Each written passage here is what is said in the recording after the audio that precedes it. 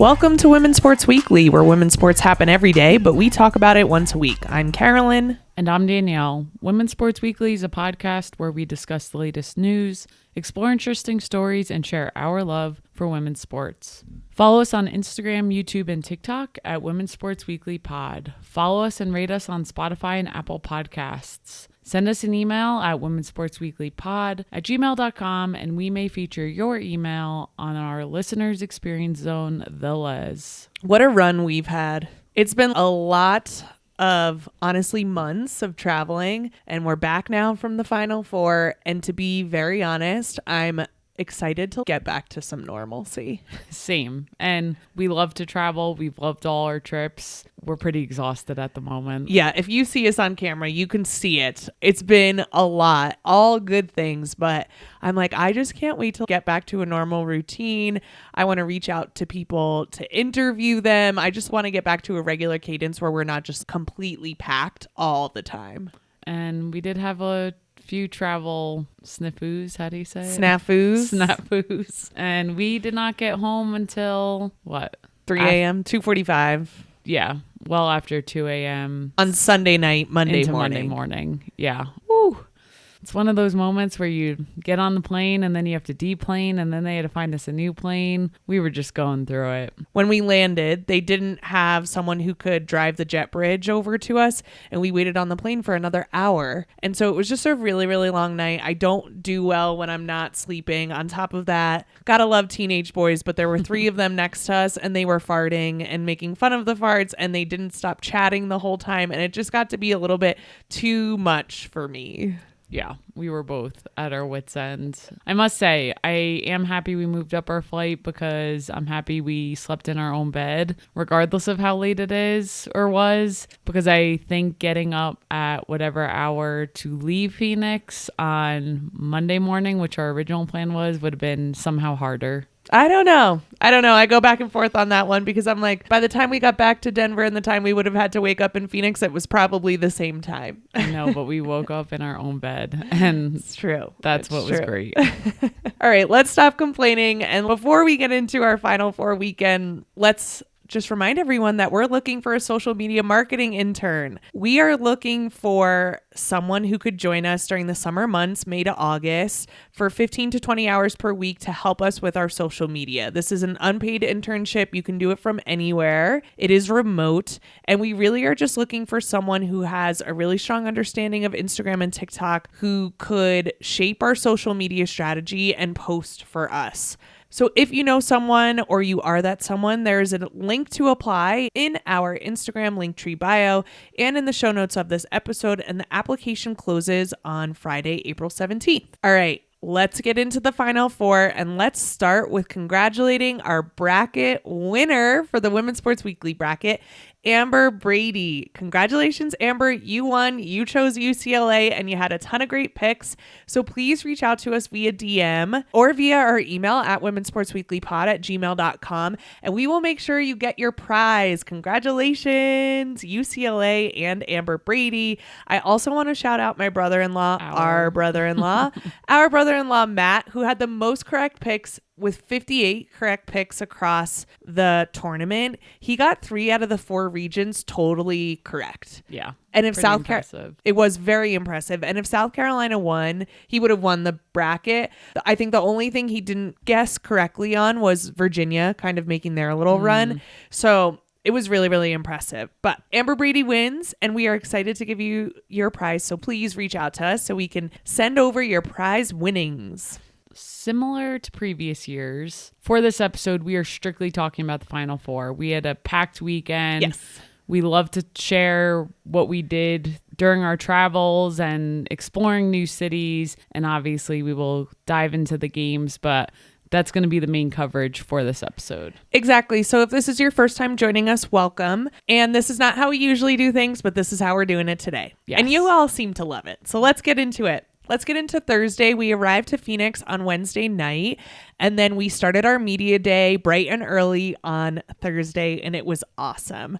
I would say this time covering media, we were just a lot more confident stepping into the room, knowing how the day works. And I just felt like a lot better about the whole day in general. It's amazing what 1 year of doing this previously can do for your confidence and just our overall media experience. Like, we've been covering PWHL games. We've been covering local sports. We've been covering just all the experiences that have added up over the past couple of years leading to this weekend. It was like night and day for how I felt, at least, walking into rooms, to your point, walking into press conferences, going up to players and talking to them. Just such a different feeling in my body, which honestly feels good to have that confidence going into things. We always have to remember, and I always have to remember, we know our shit. We do this every week. We care deeply about the players. We care deeply about women's sports.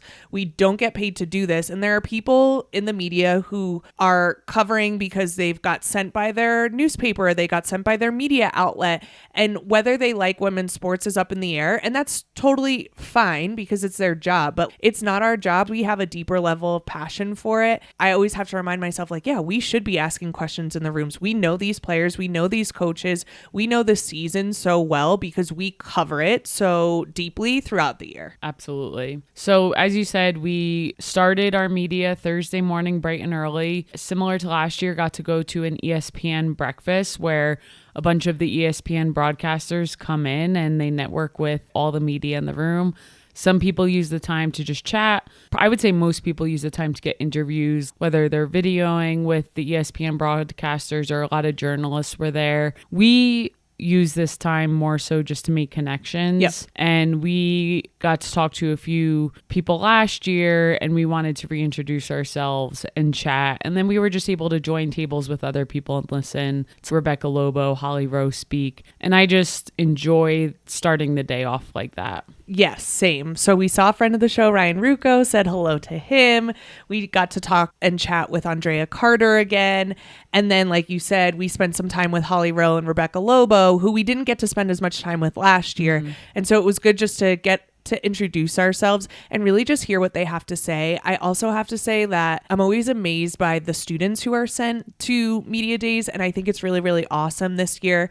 South Carolina had a bunch of students there who are in their student broadcasting program or whatever it is that they call that. They were doing such a great job. And we're talking with Holly Rowe and getting to learn from her. And like, I was sitting at that table learning from her too. And she was talking about how she handles conflict and all of these different things. We're all just learning together. So that was really cool. And of course, like Holly Rowe, Rebecca Lobo, all the people who interact with the students are just so gracious to them. And yeah, it was just really cool to be part of. Yeah, there were 2 male students from South Carolina who were doing a really good job talking to Rebecca Lobo, and they were asking really informative questions. And Rebecca, at the end of their conversation, she said, "You all are students?" And they were like, "Yeah." And she was like, "Great job, very impressive." And I just think that's so cool to give that compliment, and I think they deserved it. Yeah. They did a really good job. And there were older men. Oh, I got in a fight.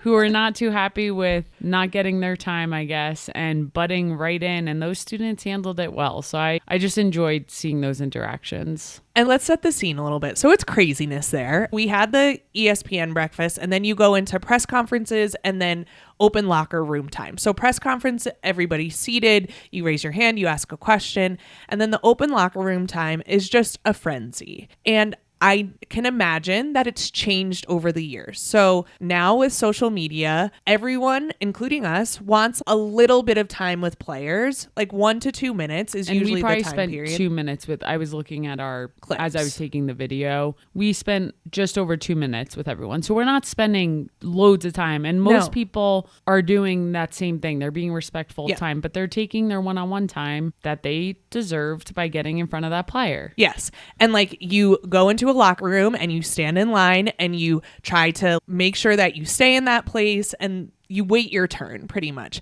But I think what has happened in the past with like major news outlets is everyone stands around one player and everyone just sticks the microphone in their face and then people pepper off questions and you all get the same recording right at the end. And so there was an older man there and he was so frustrated that so much of the media wanted one-on-one time to ask those like quick, quippy questions where you see our clips come from, right? Like we splice them all together. I understand that it's difficult because the media landscape is changing. And this is the environment that we're in now. He came up to me and he was like, this is ridiculous that you expect to have one-on-one time. And I was like, no, sir. No, just no. And I was like, oh, this is how we did it last year. And he was like, no, this is ridiculous. And I just was like, I'm not moving for you and you're not going to get your way in here. And I just smiled at him and kept it moving. I have some empathy and compassion because things are changing and you're not going to tell me how things work. I'm so happy we had a year under our belt because if that had happened last year, I probably would have been like, Danielle, we're doing it all wrong. That man's upset. And this year I was like, no, sir. Mm-mm-mm. And it wasn't just us. It was everyone else, but this person. And then I overheard another older man speaking, saying something very similar in a different locker room. Again, they're not used to it, so they're upset, but that's just how it goes now. Yes.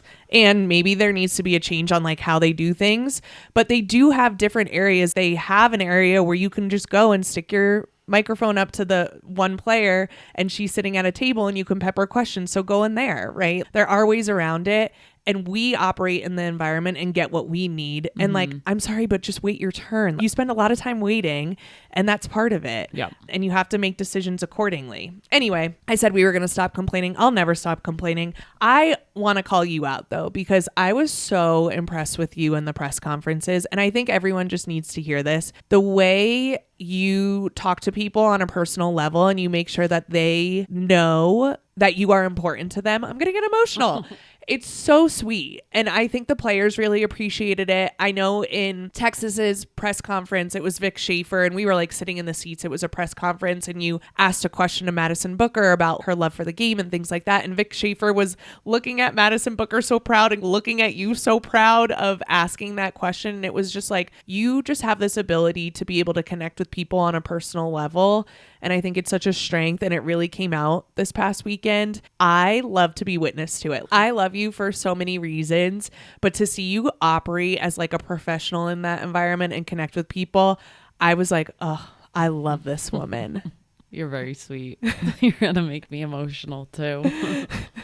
It was really, really good. So I know that this podcast is not always at the top of your list, but you're really good at it. Thank you. I think what I mentioned earlier about the experience of different media ventures that we've been on and just getting to speak with different players, I have become more comfortable and I do better not having scripted. Yes, we need to be prepped and it's good to have that prep. And in the past, we weren't getting questions off unless we had something written down because it was way too nerve-wracking. And now that I've got more comfortable, it's easier for me to know what I want to ask on the spot and just read the room and see how things are going and change the way things are being asked to your point, to make sure the players are being seen. And I appreciate it. Thank you. Yeah. And like you noticed in the South Carolina press conference, all they were asking is about UConn. And in the UConn press conference, all they were asking about is South Carolina. And you were like, this is so annoying that they just have to like answer questions about the other team. So then you just started asking more personal questions about them and their game, and the players appreciate it. It was fun. You also asked great questions. I think it's just cool to see us both grow in that environment. For sure. Who were some of your favorite people to talk to? Kyla Oldacre was, I think, the funniest person we spoke to. On Texas. I love her so much. So funny. I loved talking to Tanaya Latson. I truly fell in love with her this weekend. Not in a, oh my God, like, I love you way. More so, I don't know how to explain it. Like, she doesn't get a super ton of press coverage, and she was just so grounded and so sweet. So genuine. Yeah. I love how her and Raven interact. And I think someone who was such a top scorer across the country last year could have stayed where she was, right? And just be that person who's scoring, but not necessarily the team's not winning, the team's not going to Final Fours. But she just emphasized how much she wanted to be on the team that won. Yeah. And you could tell that's her goal. And she set aside some of her personal stats to make that happen. And I think she fits in so well with South Carolina, and just getting to see that bond and the interactions. I just really like her. I want good things for her. For sure. Can we tell the story about Kyla Oldacre? Yes. Going back to Kyla Oldacre. So I always laugh when I'm watching her on the TV, not at her game. She's a wonderful player, but whenever she does things great and the team is going nuts, she just never shows emotion. And I always say she's the most unbothered person I've ever seen play basketball, like always. And then you get her talking in the locker room one-on-one, or you hear her interacting with other people, and she is funny. She's really funny. So tell the story. So there was someone in front of us as we were waiting in line, as you do, in the locker room, and they were from Bleacher Report, I believe. And they were asking just short, quippy questions. And one of the questions... And this was a male asking the question. A younger guy. And one of the questions was like, I'm not sure exactly how it was worded, but it was like, what's the minimum height for a short king? Or like, what's for the, you? Yeah. What's the height that makes a short king a short king? And she like pondered it for a beat. And then she looked at him and she said, looked him up and down. How tall are you? And we were behind him. We were next in line. And they probably can't use the clip because I was cackling in the background. I was like, oh my God, she just read him. And he like nervously laughed. He handled it so well. And she was just being fun and fun to be around. And she was like, probably 5'10". And he was like, I got that beat. I got that beat. It was just so amazing that she was just willing and down to clown. That was a highlight of the day. Yeah. And I think that's just how you have to handle media, because later on we were talking to Sienna Betts, who's a freshman on UCLA, and Lauren Betts' younger sister, her first time in this environment. She's like, there's a lot of media. Yeah. And I don't think I like media. Yeah. She was like, no offense to you all, but this is a lot. Yeah. And you were like, I don't blame you. But for someone like Kyla Oldacre, who has seen this, been there, she just was having fun with it. And I think that's just such a great attitude to be able to do that. Yeah, and I do think the Final Four is different in the level of media and how they interact and the force that they come at you. For a player like Sienna Betts on UCLA, I can only imagine. We said that last year. Like, it was so overwhelming. I don't know how these young players, young kids do this, but you learn a lot in a year. And then Sienna Betts will be ready the following year of, oh yeah, okay, this is how this works.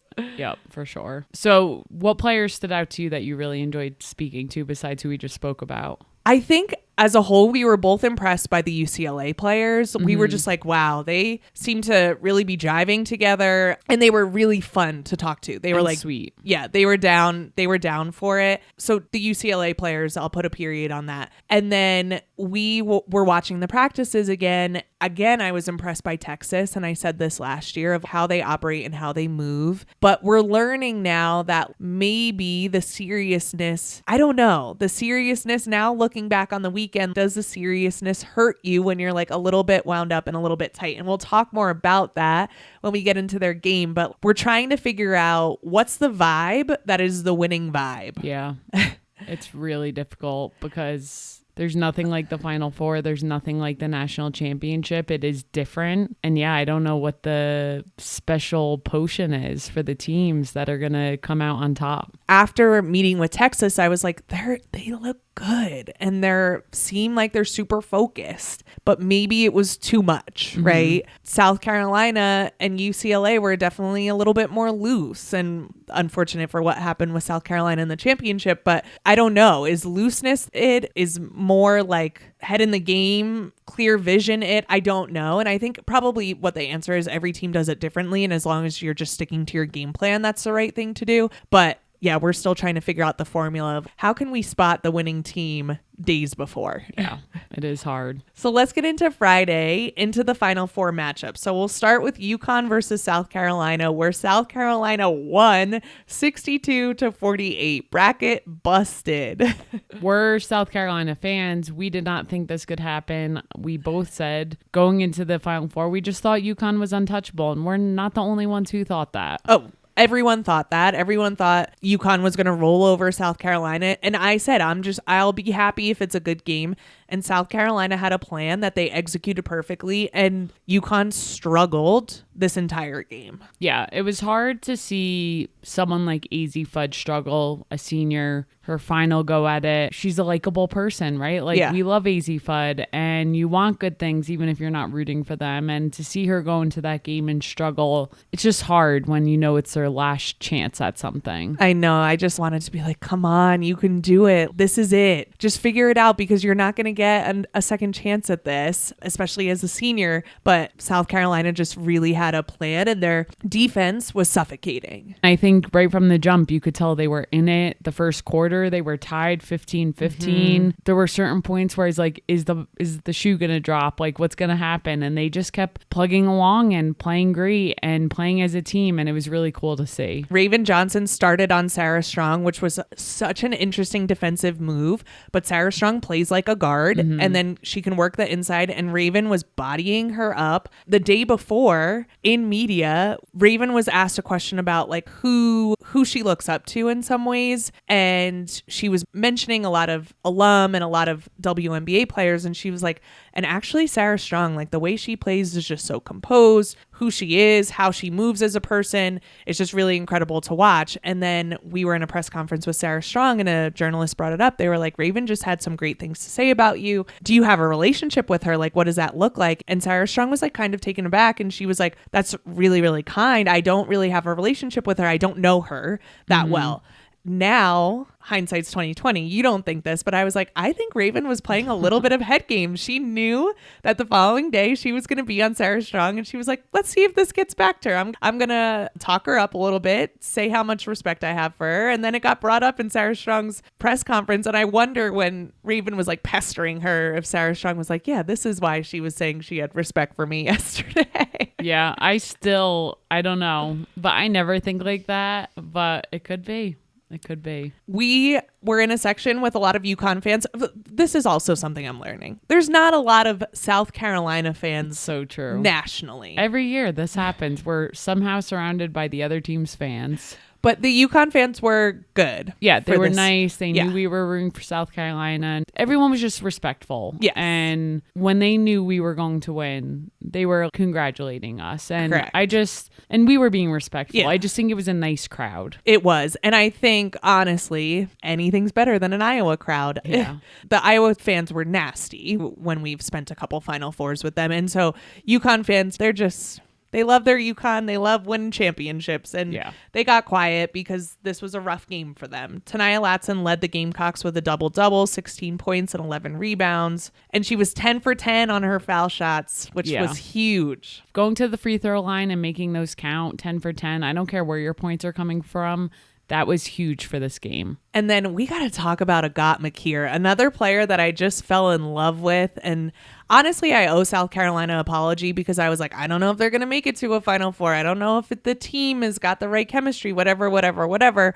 No, South Carolina is South Carolina. And I was so impressed with Agat McKeer. She's a freshman. I can't wait to continue to watch her play. She's so fast and so lanky. She had 14 points, 4 rebounds, 2 assists, and hit a couple threes in some big moments that were just daggers for UConn. She really showed up with composure and confidence to this game. And you just love to see a freshman show up like that in a huge moment. And then Joyce Edwards and Tessa Johnson also scored in double digits with 11 points and 10 points respectively. Sarah Strong led the way for UConn with 12 points and 12 rebounds. And Ashlyn Shade had 10 points and 4 rebounds. Those were the only two for UConn that scored in double digits that game, which goes to show you how much they struggled. And it's hard to win when your leading scorers are only scoring 12 and 10 and no one else is putting up more or even the same as that. Let's get into the Geno Auriemma of it all. Oof, he did not handle this well and it was not cute.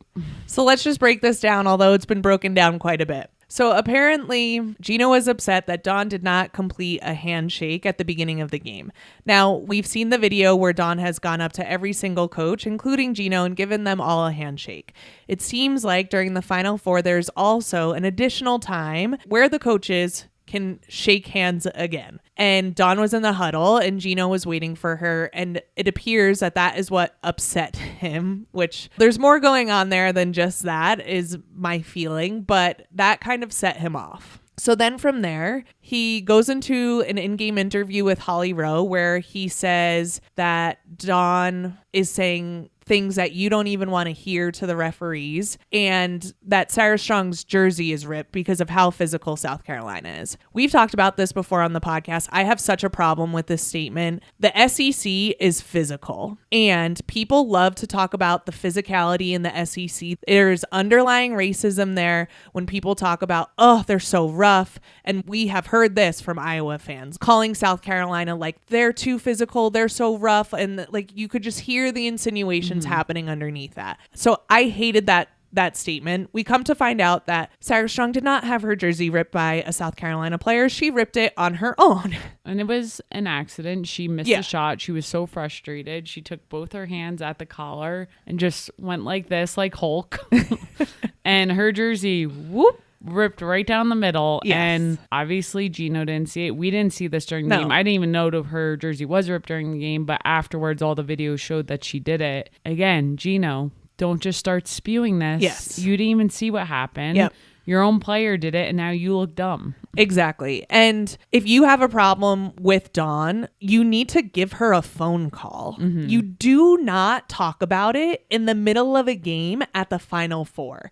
That is just so ridiculous to me. It's so unprofessional. He knows better. He totally lost his shit in this game and just was in the red the whole time and never was able to come back. I just thought it was really, really inappropriate. And then Andrea Carter made a great point post game where she said, if you were so upset about the lack of handshake at the beginning of the game, it's very hypocritical for you then to not shake any player's hand at the end of the game, to say what you said to Dawn and walk off the court. If you want to talk about sportsmanship, that's horribleness right there. He issued an apology.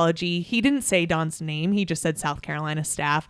It was obviously a PR push. And it's just really upsetting because this is a pattern for Geno of women who beat him, like Muffet McGraw at Notre Dame and Pat Summitt at Tennessee, where he just can't handle it. And it's like, come on, buddy. We all have to lose sometimes, and there's a real nice way that you can lose. Yeah, it was upsetting to see. And like you said, he did not end up shaking any of the players' hands on South Carolina after the game, which I just think is embarrassing for him and really unfortunate that that's how it ended. And to your point, there is a long history of him and Pat Summitt, and everyone knows that story, and just Muffet. The one thing I noticed in the comments, again, we've talked about how nasty comments can be, and of course, what side are you on, right? Like, are the comments swaying your way or are they swaying against you? But I do think it's important to see this shift because 2 years ago, I think people would have been, and I'm sure there's still people supporting Geno and saying whatever about what he did was fine and whatever. But most people in the comments were saying, what are you doing, Geno? A lot of people were calling him out for, even though he said he wasn't going to make excuses, continues to make excuses. A lot of people called him out for the relationship in the past with Pat Summitt and how it's a pattern. And you could just see everyone was on Dawn's side in this moment. Yep. And I don't think it matters who you are. It's like, no, what he did was wrong. And I just think it's cool that people are recognizing more than just him and seeing full pictures of things in women's sports. And I just think that's so important because people are paying attention. That's a really great point of just, the tide is shifting a little bit where everyone was kind of like, what the heck was that? And you don't want to see a game end like that. This was a huge win for South Carolina. UConn was undefeated, and then we're spending a lot of people are spending their time talking about this, which we need to, but it's just like that really put a damper on the end of the game. Another shift that we noticed, not just in the comments or on social media, ahead of the tip-off for the national championship game, and I'm going to say it now because we're on the topic, but they did a full-on compilation of every single NCAA championship. Like, they showed clips from everyone, and obviously Geno has a lot of national championships under his belt, so he was in quite a few of the clips. But every time he was on the screen, the stadium started booing. And we were just like, oh, wow. Yes. People are pissed. Yeah, and it just was loser behavior, right? It's just not something you want to see. And for me, Geno's a competitor, and I want people to be competitors, and I want people to have rivalries. Go for it. There is a line here that was crossed when you start talking about someone personally, when you start mentioning things that didn't happen. And so you can be a competitor and you can hate the person you're playing against, but there are just things that you do and don't do. And he crossed that line here. And I will say, in that national championship game with the boos, I'll tell you, there were definitely more UCLA fans in the crowd than South Carolina. So it's not just South Carolina fans who are mad. Exactly. And I'll leave it at that. I hope he does some self-reflection of, wow, I really struggle to lose to women. Yeah. To lose to powerful women repeatedly, and maybe just do a little bit of self-reflection on that. Yeah, we shall see. We just spent a ton of time on UConn, South Carolina. We do have to talk about UCLA versus Texas, the other semifinal game that took place after. This was a rough game all around. Oof. And both these teams struggled in last year's Final Four, so it was tough to see them struggle again at this stage. They were lucky they were playing each other because both of them did not look great, and UCLA ends up squeaking this one out 51-44, incredibly low scoring. Unfortunately for Texas, they did not look good at all. I said at the press conference on Thursday, I felt like the Texas players just felt too serious. And we talked about it. We don't know what the right thing is going into a final game or going into a semifinal game.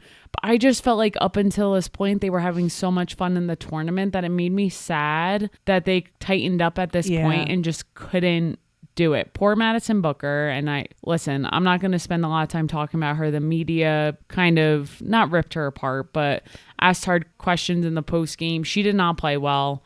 That was obvious. She typically is their leading scorer. She's a leader on the floor. Yep. She just did not have a good game. Her senior teammate, Rory Harmon, really stuck up for her. And that bond, and you could tell Texas is close. And it's nice to see that they have each other's back. It is what it is. They didn't play well. It sucks. And it was just sad to see, honestly. It was sad to see. I really love Vic Schaefer. I love him as a coach. You can tell that the girls he coaches love him so much, and he knows how to get to the Final Four. It's just like that next step of how to close that out. Yep. But really unfortunate for Texas. Kyla Oldacre led the Longhorns with 11 points and 7 rebounds. Madison Booker, as you said, struggled 6 points with 7 rebounds. And then senior Rory Harmon added 8 points and 5 rebounds. I just love Rory Harmon so much. I hope with the expansion drafts and everything that's happening that she finds a spot in the WNBA. Yeah, she struggled with injury over the years, but Vic Schaefer could not say enough nice things about her and her career. And I agree. She has had an incredible career. It's sad it ended the way it did. And I just hope she has a bright future ahead, which I'm sure she does in anything she will do. For UCLA, Lauren Betts had 16 points and 11 rebounds. She also had some sick blocks that just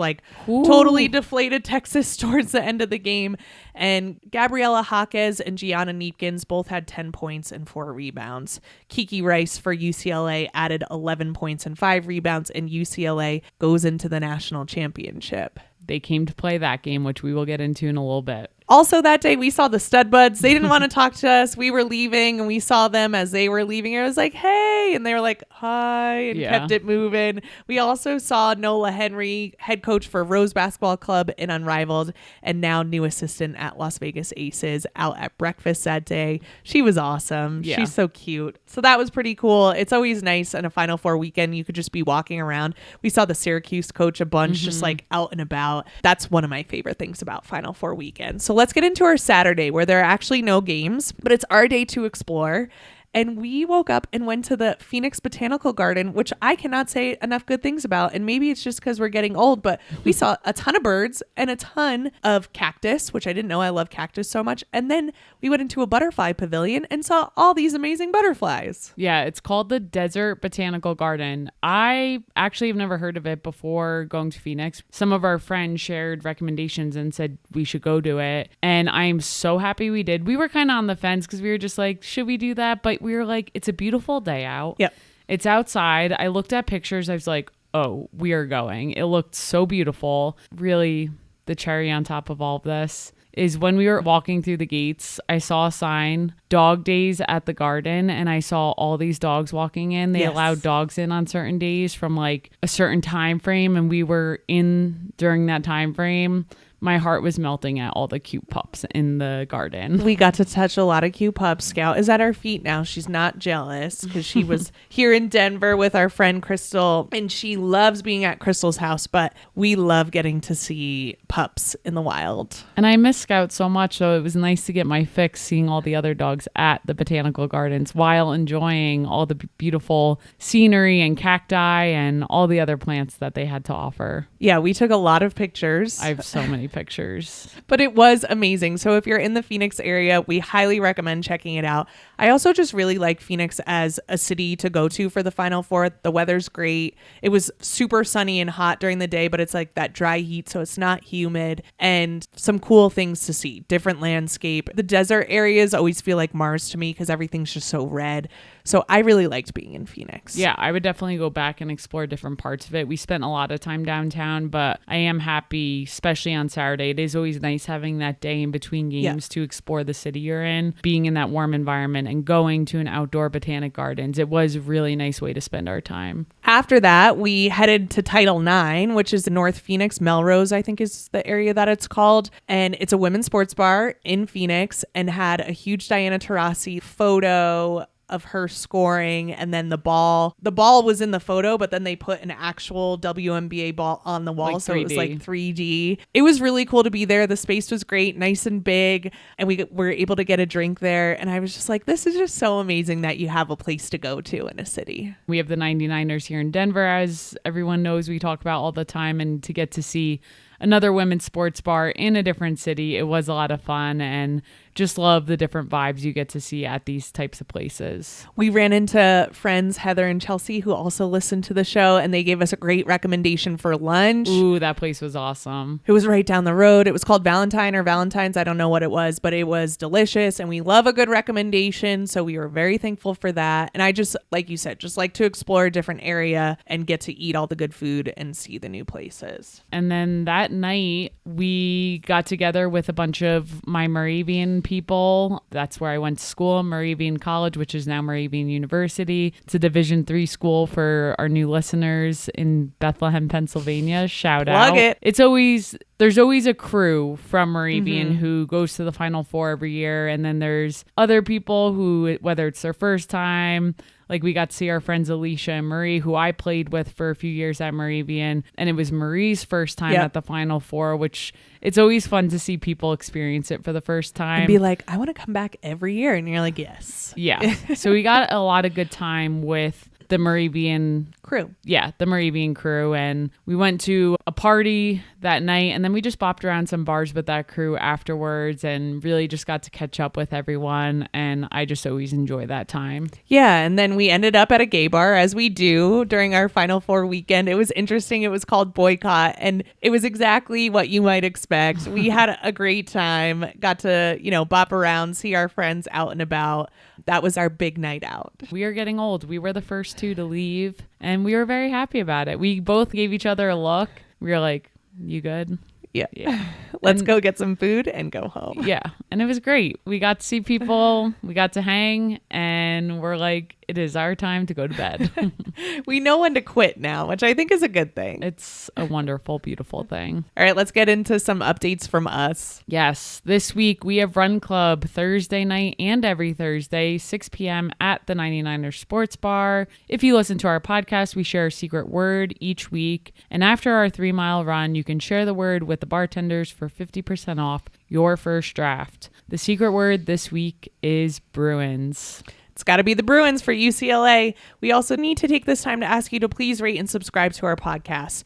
We love to do this. We want to continue to do it, and we cannot do this podcast without you. If you would like to support us, rate, subscribe, give us a positive review, and share this podcast with the people you love. Thank you to everyone who has rated the podcast so far. If you send us a screenshot of your 5-star rating, we will send you a Women's Sports Weekly sticker in the mail for free. Let's get into the deep dive and talk about the national championship, UCLA versus South Carolina. I was wearing the exact same outfit that I wore on Friday because I thought it would help South Carolina, and it did not. And I did not wear the same outfit, which I said to you, are you okay if I wear something different? Because I don't want you to be mad at me if they lose. Are you mad at me? I'm not mad.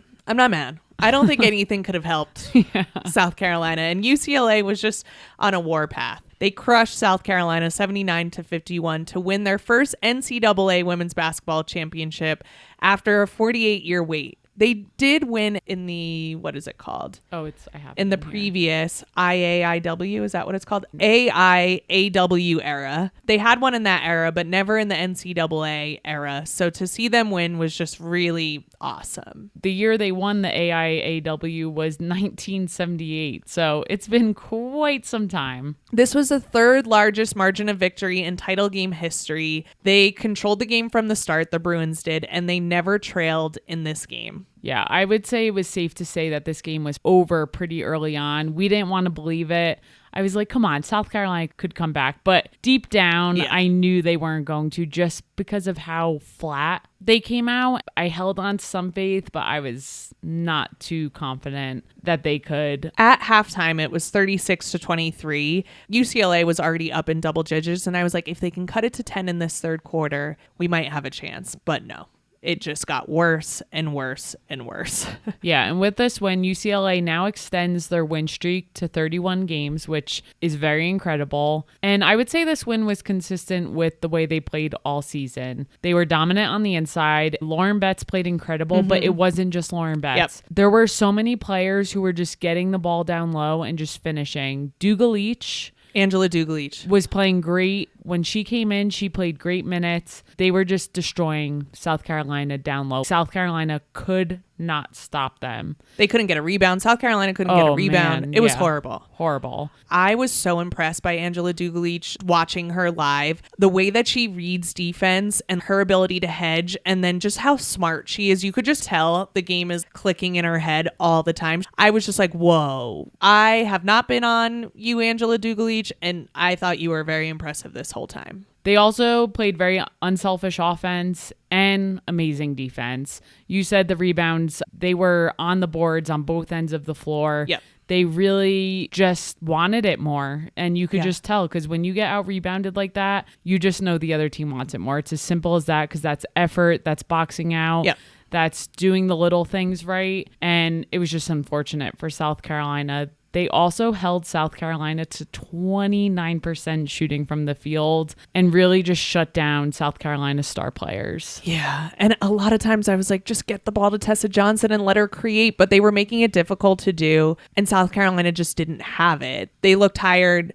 They look frustrated, and it was difficult to watch for me as a South Carolina fan. But then at one point I just touched you and I was like, we just have to be happy for UCLA and watch them do what they're doing right now, which is pretty amazing. The cool thing about UCLA is all their seniors scored every single point in that national championship game, which I just think is such a cool stat. So cool for those 6 seniors.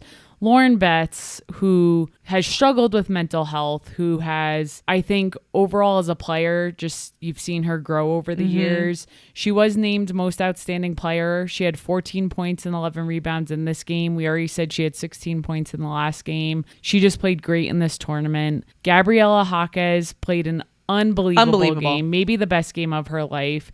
She had 21 points, 10 rebounds, and 5 assists, and obviously biggest game of her career. Also so cool to see her brother there, who's a former Bruin, current NBA player, supporting her. They've always talked about their relationship and how they're close, so I think it's awesome to see him out there holding the trophy with her. Which he never got to do. Yeah.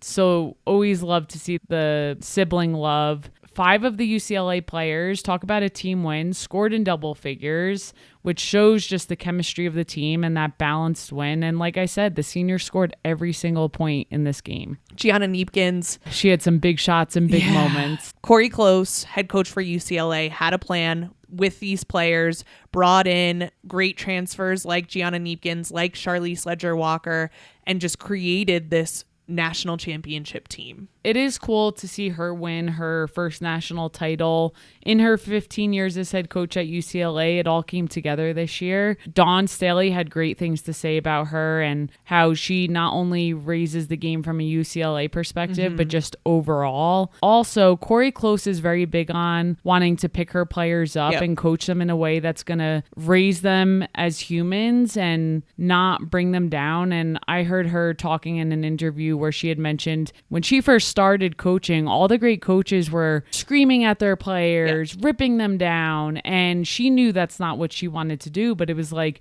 can I be a different coach and still be successful? She talks about her ties with John Wooden and saw how his coaching philosophy, coach to the heart, brought his players up, and he still won. And she credits him to her coaching philosophy because she says that made me see that I can coach the way I want to and still be successful. And I think that's really powerful. After last year, just UCLA playing so poorly in the Final Four, it's really cool to see the adjustments that they were able to make to get back here. It's very difficult to get back to a Final Four and then end the job. And to see those 6 seniors just be celebrated in that way and do so well in this, it's awesome. And I also think it speaks volumes the way Lauren Betts talks about playing for UCLA and Coach Kolos. Lauren Betts, for those who don't know, started at Stanford. Someone asked her in one of the press conferences about her transfer, and she said, at the end of the day, I wanted to go somewhere I was going to be happy. Since then, she had to take time away from basketball at UCLA for depression and mental health struggles, and she has opened up about that since. But for her to stay on a team, for her to be able to have that relationship with Corey Close, who sees her struggling and could still pick her up, I just think speaks volumes to Corey as a coach and the culture she has created on the team, because Lauren Betts talks about she was scared to share what she was going through with her team, and they were nothing but supportive to her. I think it's so important that coaches and organizations treat players like people. You don't want to see someone with Lauren Betts' talent and her size stop playing basketball. Coach Corey Close wanted what was best for Lauren. So if that meant like not playing basketball, then that was fine, but wanted to give her that space. And I think as a player, when you're like, my worth is not determined by whether I play basketball or not, my head coach will love me no matter if I choose to continue or not. It gives you that freedom to be like, I can just take care of myself and then return when I feel ready. Yeah, it is cool to see that. I, on Sunday, was not ready to be happy for UCLA because when you're a fan of something, it makes it much more difficult to watch these games and to be happy for the winning team. Now, I think looking back, I can be like, okay, I'm happy for them. We spoke to so many of their players. They were all so sweet. To see a team win their first national title, very cool, especially to see 6 seniors do it together. And with this win, UCLA becomes one of a few programs to win a national title in its first championship appearance. And Coach Close, Coach Corey has been doing this for 15 years and finally gets it. And a lot of coaches coach for a lot longer than that and don't get their national championship. So also pretty amazing to see. Yes. The all-tournament team for the 2026 March Madness Women's Final Four was Gabriela Jaquez from UCLA, Kiki Rice from UCLA, Lauren Betts, who also was Most Outstanding Player from UCLA, Tessa Johnson from South Carolina, and Tanaya Latson from South Carolina. And that closes out our Final Four weekend. Woo! Another year in the books. It's hard to believe. This is our 3rd year covering it on the podcast. Is it our 4th year in a row going and our 5th one total? Is that right? I believe so. Because we went into 2018 and then we picked back up in 2022. Yes. Very, very cool for us. Glad to be able to cover it once again. And yeah, we're growing. The game's growing. UCLA is winning a national championship. Oh, do you want to do your Final Four for next year? Not yet. Okay. Way too soon. But I will say, I called it from the very start of the season. The Final Four was right. UCLA winning was not on my bingo card, but I did get that Final Four correct. That is right. Let's get into what we're looking forward to this week. Danielle, what do you have? We haven't talked about the WNBA this episode, but there's a lot happening. Trades are happening. Angel Reese to Atlanta. Expansion drafts are happening. But I am looking forward to the WNBA draft. It takes place this coming Monday, April 13th on ESPN. The exact start time is still up in the air, but check it out. It should start around 7:30 p.m. Eastern. I still don't know who's going to be the number 1 pick. Maybe after this performance, Lauren Betts cemented her way as number 1 pick, and we'll see what happens. But I just love the WNBA draft. So really excited to see the fits. Yeah, I'm excited to see what Lauren Betts wears because she knows how to dress. So yeah, I'm excited for that. Will Paige be at AZ's table? AZ was at Paige's table. I'm really interested to see that. I know, I have so many questions. Yeah, can't wait for it. What do you got? In the PWHL and women's hockey, Montreal takes on Boston on Saturday, April 11th at 7 p.m. Eastern time. At the time of recording, Montreal sits at the top of the table in the number 1 spot, and Boston is in the number 2. And we will get back to covering all the sports next week. Yes, but for now, that is it for this week. We will see you next week on Women's Sports Weekly. In the meantime, watch women's sports and share the podcast with your friends. Rate and subscribe to the pod on Spotify, Apple, and YouTube. Thank you for joining us. Bye-bye.